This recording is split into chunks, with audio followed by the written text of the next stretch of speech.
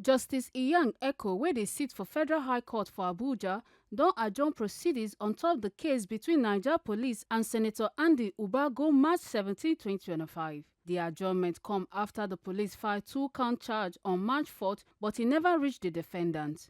Our Abuja Tori person Omone Momo tok say the charge wey dem amend, wey dem mark FHC/ABJ/CRO/538/2024 na Inspector General of Police IGP file am, and e dey accuse Senator Uba, Benjamin Etu and one person wey dem dey call Haija Fatima say dem conspire to scam one man wey be George Umbom, as dem promise am say dem go help am get managing director position for Niger Delta Development Commission (NDDC) if e give dem 400 million naira. The charges include crimes under Advanced Field Fraud and Other Fraud-Related Offences Act of 2006. For the court session wey dem resume, Lukman Anthony Esquire appear for the prosecution on behalf of the IGP, while CF Odiniru represent the defendant. The prosecution tok say the amended charge na on March 4, 2025 dem file am, but the defendant never see the charge. So the court come order say dem go serve the amended charge for the defendant and then give dem 7 days to do am,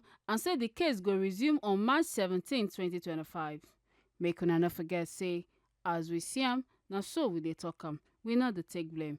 Ekata Ojesele reporting for TMC TV.